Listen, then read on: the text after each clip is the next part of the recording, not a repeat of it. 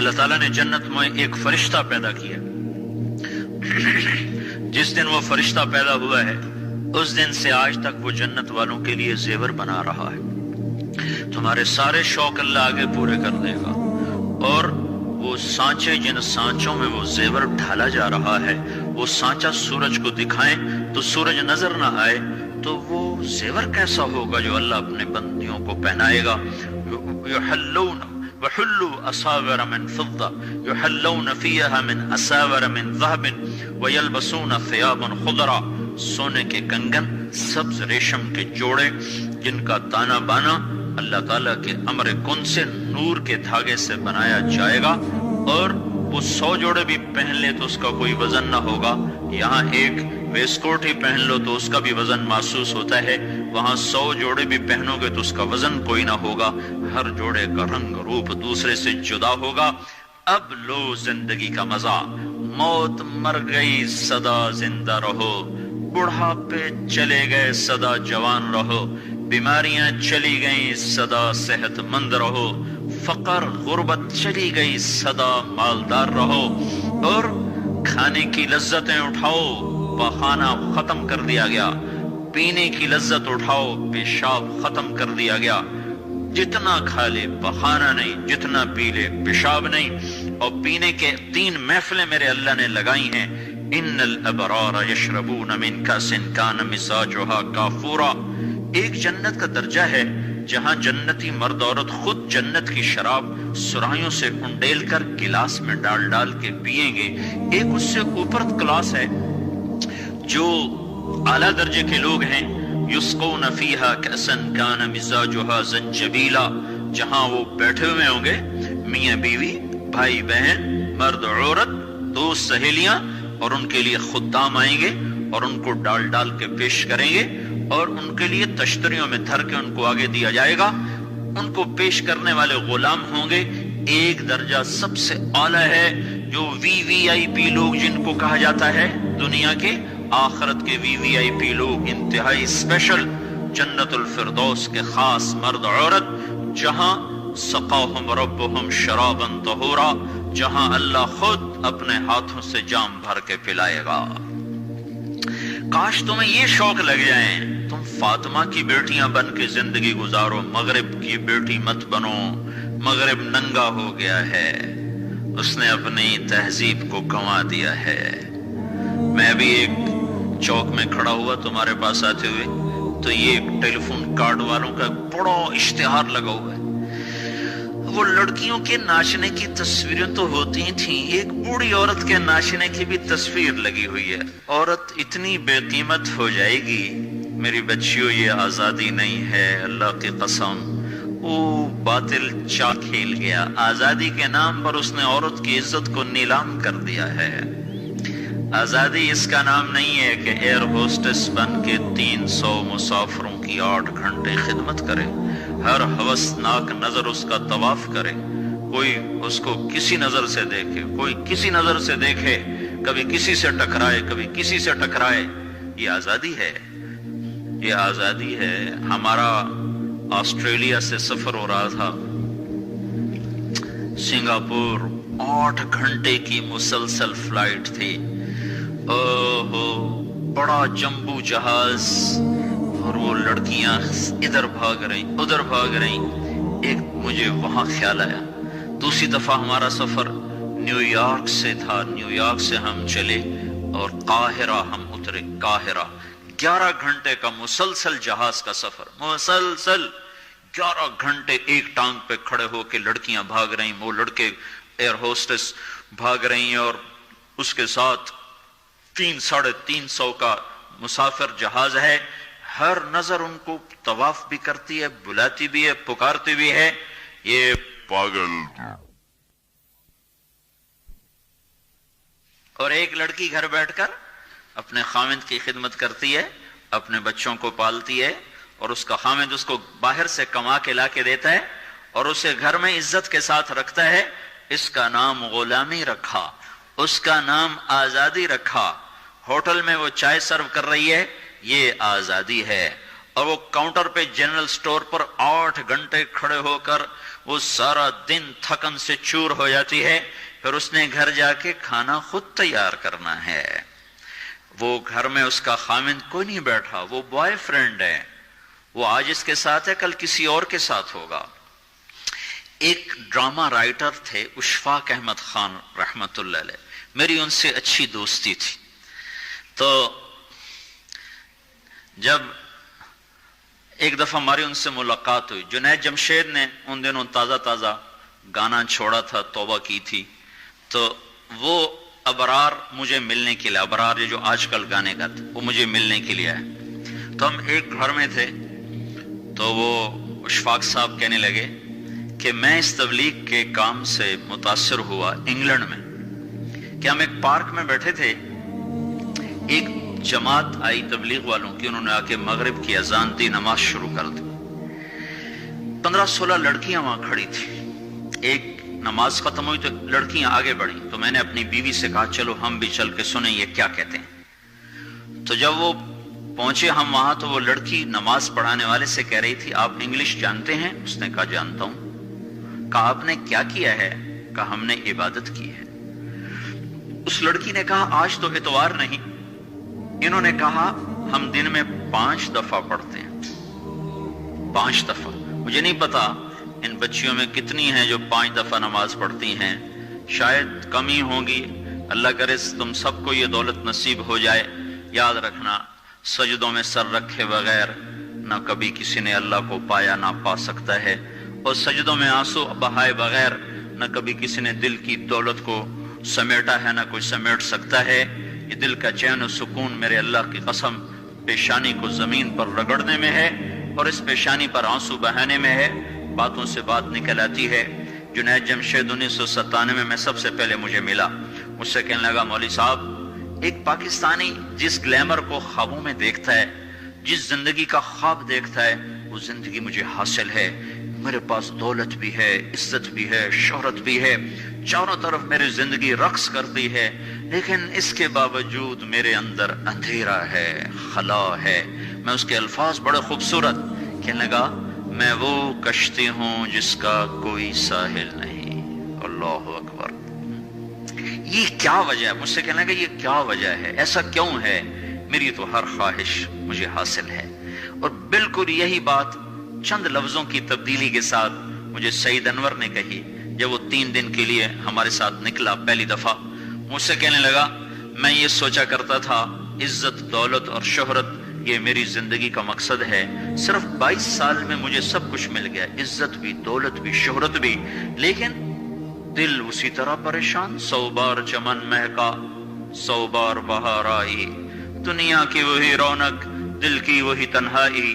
تو رونق بھی ہے، بہار بھی ہے، پھر دل کیوں اداس ہے، پھر دل کیوں پریشان و غمگین ہے؟ کہ اس سوچ نے مجھے یہ مجبور کر دیا کہ میں نے مقصد کے انتخاب میں غلطی کھائی ہے. مقصد کے پانے کے بعد تو آدمی چین میں آتا ہے.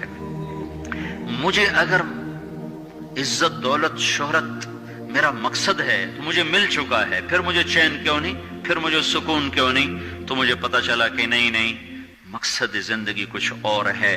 میں کہا شکر کرو تمہیں جلدی پتا چل گیا. بعضے تو زندگی گزار جاتے ہیں اور انہیں موت تک نہیں ہوش رہتا کہ میں کیوں آیا تھا اور میرا کیا مقصد تھا. جو لوٹ آئیں کچھ کہنا نہیں، بس دیکھنا انہیں غور سے، جنہیں منزلوں پہ خبر ہوئی کہ یہ راستہ کوئی اور تھا. چل چل تھک گئے، جب آگے پہنچے تو دیکھو غلط جگہ آ گئے. واپس مڑنے کا وقت ختم ہو چکا ہے، شام ہو چکی ہے، اندھیرے چھا چکے ہیں، اب واپس مڑنے کا راستہ نہیں ہے. شکر کرو کہ اللہ تعالیٰ نے ہمیں ایمان کی دولت عطا فرمائی، اور تم 22 سال کی، تم جلدی 30 برس کی عمر میں ہی تمہیں ہوش آ گیا کہ نہیں میری زندگی کا مقصد کوئی اور ہے. اس نوجوان نے کہا ہم دن میں 5 نمازیں پڑھتے ہیں. اس لڑکی نے کہا یہ تو بہت زیادہ ہے. تو اس نوجوان نے کہا، لمبی خیر بات ہو جائے گی، آخری بات بتاتا ہوں. تو جب وہ بات ختم ہو گئی تو اس لڑکی نے آگے ہاتھ بڑھایا کہ اچھا خدا حافظ. تو اس نوجوان نے کہا میں آپ کو یہ ہاتھ نہیں لگا سکتا. اس لڑکی نے کہا کیوں؟ کا یہ ہاتھ میری بیوی کی امانت ہے، یہ صرف اسی کو چھو سکتا ہے اور کسی کو نہیں چھو سکتا۔ تو لڑکی کھڑی تھی، اس کی چیخ نکلی اور زمین پہ گر گئی اور اس کی ہچکیاں لگ گئی اور وہ پھوٹ پھوٹ کے رونے لگی اور کہنے لگی وہ لڑکی کتنی خوش قسمت ہے جس کے تم خامند ہو، کاش یورپ کے مرد بھی ایسے ہوتے۔ اور روتی ہوئی، آنسو بہاتی ہوئی اٹھ کے چل دی۔ تو اشفاق مرحوم کہنے لگے میں نے اپنی بیوی سے کہا بانو آج وہ تبلیغ ہوئی ہے کہ لاکھوں کتابیں چھپ کر بھی وہ پیغام نہ پہنچتا جو یہ لڑکا اپنے عمل سے پہنچا گیا۔ تو ہمیں ایک زندگی کا میرے عزیزوں مقصد ملا ہے، اللہ ہماری منزل ہے، ہم اللہ کو سامنے رکھ کے زندگی گزارنے والے ہیں، ہم آزاد نہیں زندگی گزارنا یہ کامیاب زندگی ہے۔ تو کہیں ایسا نہ ہو کہ میرا اللہ کہہ دے وَامْتَازُوا الْيَوْمَ أَيُّهَا الْمُجْرِمُونَ، ان کو الگ کر دو اور مجرموں کی صف میں کھڑا کر دو، تو پھر کوئی حال نہ ہوگا۔ ہائے، اللہ کے نبی نے کہا کتنی عورتیں ہوں گی جن کو سر کے بالوں سے فرشتے پکڑ کے گھسیٹ رہے ہوں گے اور وہ کہیں گی ہائے ہمیں بچا لو، ہائے ہمیں بچا لو۔ اور کتنے مرد ہوں گے جن کے جبڑوں میں ہاتھ ڈال کر فرشتے ان کو گھسیٹ رہے ہوں گے، وہ کہیں گے ہائے ہمیں بچا لو، ہائے ہمیں بچا لو۔ تو اس وقت اللہ کہے گا اولم نعمرکم ما یتذکر فیہ من تذکر وجاءکم النذیر، میرے بندے یہ چند آنسو دنیا میں بہا لیتا، جو آج تو کر رہا ہے تو ہیاں دے رہا ہے، یہ تو دنیا میں دے لیتا تو آج اپنے رب کی رحمت کو دیکھتا۔ تجھے بتانے والے بھی آئے تھے، تمہیں سمجھانے والے بھی آئے تھے، لیکن تو مذاق اڑاتا رہا، تو ان کے ساتھ مستیاں کرتا رہا۔ آج دیکھ ایمان والے کتنے اونچے جا رہے ہیں، جنہوں نے مجھے راضی کیا کتنی بلندیوں کا سفر کر رہے ہیں، اور ان کے ساتھ میں کیا کرنے لگا۔ یہ کامیابی اس کو ملے گی جو اپنا سب کچھ اپنے اللہ پر لگا دے گا، وہ اپنا سب کچھ اللہ کے محبوب صلی اللہ تعالی علیہ وسلم کے طریقے پر لگا دے گا۔ یہ کامیابیاں اس کا مقدر ہیں۔ یہ زندگی چند روزہ ہے اور آج ایک سیلاب ہے میری عزیزوں مغرب کی تہذیب کا، اس انٹرنیٹ نے اور اس ٹی وی نے اور اس میڈیا نے ہم سے ہمارا سب کچھ چھین لیا ہے، سب کچھ ہمارا چلا گیا ہے، اور سوائے اچھل کود کے، کھیل کود کے اور زندگی کی کوئی منزل نہیں رہی۔ میں آپ سب کے سامنے یہ درخواست کرتا ہوں کہ اپنی زندگی کی منزل طے کرو۔ پہلے یہ سوچو اور سمجھو کہ یہ صبح، یہ شام، یہ دن، یہ رات، یہ جو گزر رہے ہیں مجھے کہاں لے جا رہے ہیں، میرا سفر کدھر کا ہے، میں کہاں جا رہی ہوں، میری آخری منزل کیا ہے، اس کے مطابق اپنی زندگی کی ترتیب بناؤ۔ میرے آپ کے نبی نے فرمایا الکیس من دان نفسہ وعمل لما بعد الموت، سمجھدار وہ نہیں جو مشہور ہو جائے، جو عزت اور دولت کو اکٹھا کرے، سمجھدار وہ ہے جو اپنی آخرت کا سامان تیار کرے اور اپنی موت کی تیاری کرے۔ اس پر جو جم جائے گا وہ دنیا اور آخرت میں کامیاب ہے، جو اس سے ہٹ جائے گا وہ ہلاک و برباد ہے۔ فرعون جیسا ظالم بادشاہ جس نے بچے ذبح کر دیے، اس کے دربار میں اس کے بیٹی کی ایک خادمہ تھی، باندھی تھی، اس نے چپکے کلمہ پڑھ لیا، وہ مسلمان ہو گئی، وہ ایمان لے آئی۔ ایمان ایسی دولت ہے جو چھپے نہیں چھپتا، وہ نظر آتا ہے، جہاں نظر آتا ہے وہاں روشنیاں پھیل جاتی۔ میں جب سے کالج چھوڑا میں کبھی ہوٹلوں میں نہیں گیا، یہ 5 اسٹار ہوٹل کا اس وقت ہم جایا کرتے تھے جب کوئی وہاں جانے کا نام نہیں لیا کرتا تھا۔ چھوٹی عمر میں لاہور چلے گئے، ماں باپ جیب میں پیسے ڈال دیتے تھے، وہ سمجھتے تھے پڑھ رہے ہیں، ہم کچھ اور کاموں میں ہوتے تھے۔ تو پھر اس کے بعد میں زندگی میں پہلی دفعہ گیا، ہمارے ایک دوست تھے، ان کی بیٹی کی شادی تھی، تو میں کبھی نہیں جاتا ایسے موقعوں پر اس قسم کی جگہ پر، لیکن اس نے میری اتنی منت کی کہ میں شرمندہ ہی ہو گیا۔ میں نے کہا اچھا بھائی میں آ جاؤں گا، اور پھر اس نے مجھے تسلی دلائی کہ وہاں سارا الگ الگ ہے، عورتوں کا انتظام الگ ہے، مردوں کا الگ ہے، پی سی لاہور میں۔ تو میں نے کوئی 30-32 برس کے بعد اس ہوٹل میں قدم رکھا، ماضی کے دھندلکوں میں جھانکتے کتنی صبحیں کتنی شامیں وہاں گزری ہوئی تھیں غفلت کی. تو میں جب وہاں سے نکلنے لگا کھانے کے بعد تو عورتیں نکل رہی تھیں، اکثر بے پرد تھیں. تو وہاں گیلری میں مجھے کسی نے روک لیا، مجھ سے بات کرنے لگ گیا. میں کھڑا ہو گیا، دائیں بائیں کچھ اور عورتیں کھڑی تھی. اتنے میں سب کی نظر پیچھے لگی، عورتوں کی بھی مردوں کی بھی. تو مجھے سمجھ میں نہیں آیا کہ یہ نظریں پیچھے کیوں اٹھ رہی. کیا دیکھا، میرے قریب سے ایک خاتون گزری جو سر سے لے کر پاؤں تک مکمل برقعے میں، ہاتھوں پہ بھی دستانے تھے اور پاؤں میں جرابیں تھیں، اور ایک بالکل سادہ سا برقع انہوں نے پہنا ہوا تھا. جب وہ گزری ہے تو ایک دم سناٹا چھا گیا، سارے عورتوں پر بھی سارے مردوں پر بھی. تو مجھے اس وقت خیال آیا کہ یہ حق ہے. یہ سورج جب چمکتا ہے تو ہر ایک کو اس کی روشنی نظر آتی ہے. وہ عورت اتنے اعتماد سے گزری، ورنہ ایسے ماحول میں تو جنہوں نے پردے کیے ہوتے ہیں وہ پردے اتار دیتے، سر سے دوپٹے اتار دیتے. وہ اس میں اس طرح گزری، سب کی نظریں شرم و حیا سے جھک گئیں. وہ عورتیں جن کے دوپٹے کہیں جا رہے تھے ان کی بھی نظریں شرم و حیا کی وجہ سے جھک گئیں.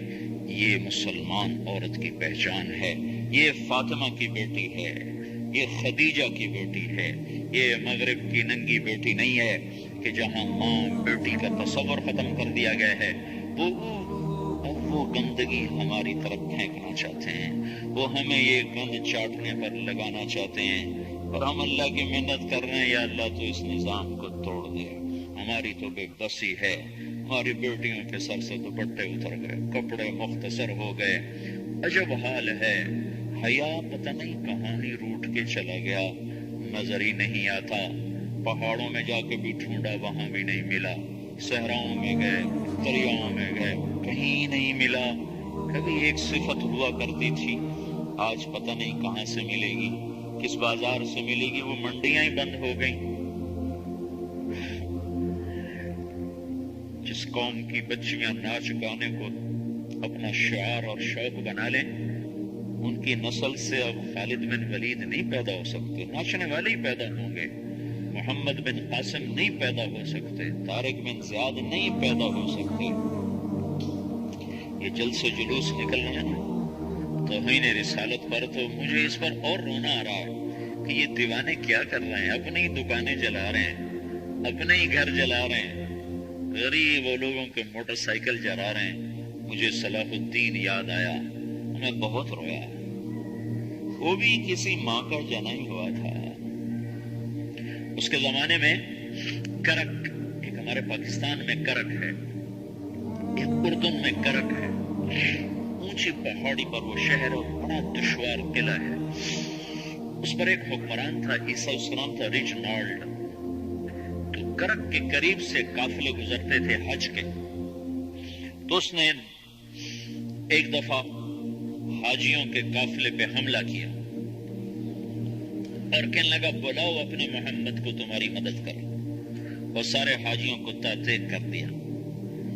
اور دوسری دفعہ اس نے بحری بیڑا تیار کیا اور مدینے پر حملہ کرنے کے لیے وہ بندرگاہ تک پہنچا ینبو کی، لیکن موسمی حالات سازگار نہ تھے تو واپس ہو گیا.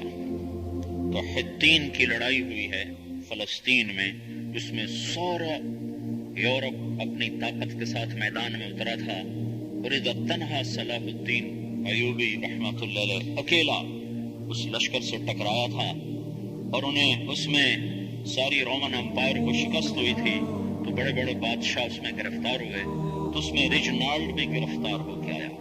تو کوئی 12 بادشاہ تھے ریاستوں کے جو سامنے اس کے پیش کیے گئے. تو پیاس کی شدت سے سب کا برا حال تھا. تو صلاح الدین نے سب کو پانی پیش کیا، ریجنالڈ کو نہیں پیش کیا. تو یروشلم کا جو بادشاہ تھا ہمفرے، اس نے اپنا پانی بچا کے اس کو دیا. تو صلاح الدین نے کہا یہ پانی تو دے رہا ہے، میں نہیں دے رہا ہوں. اسلام میں یہ ہے جب کسی کو پانی پلا دو تو اس پہ تم ہاتھ نہیں اٹھا سکتے، یہ امن کی نشانی ہے. تو صلاح الدین نے فوراً اسے کہا یہ پانی تو نے دیا، میں نے نہیں دیا. تو پھر انہوں نے ریجنالڈ کو اسلام کی دعوت دی کہ تو مسلمان ہو جا، میں تجھے دعوت دیتا ہوں، اس نے انکار کر دیا، میں نہیں ہوتا۔ تو انہوں نے کہا میں نے تیرے قتل کی 2 دفعہ قسم کھائی تھی، ایک جب تو مدینے پہ حملہ آور ہوا تھا تو میں نے قسم کھائی تھی میں تجھے اپنے ہاتھوں سے قتل کروں گا، اور دوسری دفعہ جب تم نے حاجیوں پہ حملہ کر کے کہا تھا بلاؤ محمد کو، تو میں نے قسم کھائی تھی کہ مجھے اللہ نے موقع دیا تو میں اپنے ہاتھ سے تیری گردن اڑاؤں گا۔ آج محمد کا ادنا غلام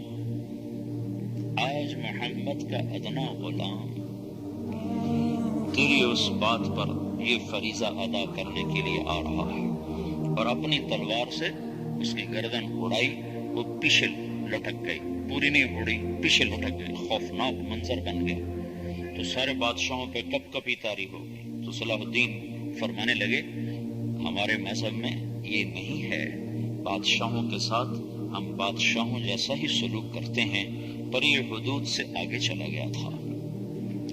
اب مجھے یہ قصہ بھولا ہوا تھا، مجھے انہی حادثوں میں، انہی ہنگاموں میں وہ یاد آیا، تو بعد تنہائیوں میں بیٹھ کے بے بسی کے آنسو بہ جاتے ہیں، اور اس کے سوا کوئی چارہ نہیں ہے۔ ہماری ساری نسل موسیقی میں ڈوب چکی ہے، جو بدن سرتال پہ تھرکتے ہوں، جو بدن موسیقی کے اوپر ہلتے ہوں، رقص میں آتے ہوں، ان پہ کانٹے ہی اگیں گے، ان پہ صلاح الدین کا پھول نہیں اگ سکتا، ان میں محمد بن قاسم کے پھول نہیں اگ سکتے۔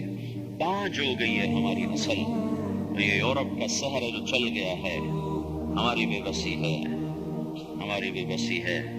میں تو بس منت ہی کروں گا، اپنے آپ کو پہچانو، اپنی ہستی حیثیت کو پہچانو، اپنی نسبت بدلو۔ تمہاری نسبت یورپ کے ساتھ ہو کے اگر موت آئی بے قیمت ہو جائیں گے، اگر مدینے والے کی نسبت مل گئی تو حضرت فاطمہ کے دائیں بائیں تمہیں بھی کھڑا کر دیا جائے گا، حضرت خدیجہ کے دائیں بائیں تمہیں بھی کھڑا کر دیا جائے گا۔ چند دن میں صبر کر لو، گھٹ گھٹ کے مر جانا ہی بیٹیوں کی روایت ہے۔ مشرق کی بیٹی اس نے گھٹ گھٹ کے مرنا ہی سیکھا ہے۔ ہاں، یہ آزادی، یہ آوارگی، یہ مغرب کی عورت کا خاصہ ہے، اور 18ویں صدی تک مغرب میں بھی کوئی عورت ایسے ننگی نہ تھی، اور گھر کی زندگی تھی۔ 1792 میں لندن میں ایک عورت تھی میری والسٹون کرافٹ، اس نے آزادی نسواں پر سب سے پہلے کتاب لکھی تھی کہ عورتوں کو آزاد کیا جائے۔ اس آزادی کا زہر ہے جو آج بھرا ہوا ہے۔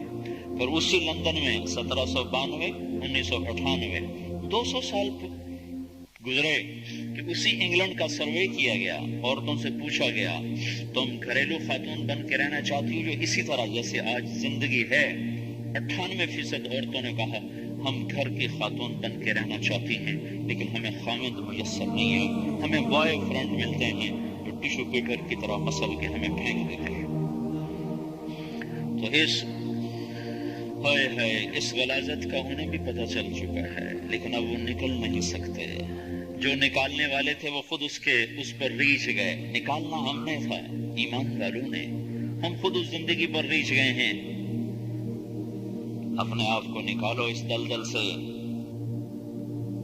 ہماری بیٹی کی عزت یہ نہیں ہے کہ وہ زینت محفل بن کے بیٹھی ہو، ہماری بیٹی کی عزت یہ ہے کہ اس کا ناخن بھی نظر نہ آئے۔ ہماری معراج یہ نہیں ہے کہ وہ اسٹیج پہ ناچ رہی ہو، ہماری معراج یہ کہ وہ رات کی تنہائی میں قرآن کے سامنے بیٹھ کے رو رہی ہو۔ مجھے یاد ہے بچپن میں ہم چھوٹے چھوٹے تھے، ہمارے باپ ہمیں زبردستی مسجد لے جایا کرتے تھے، تو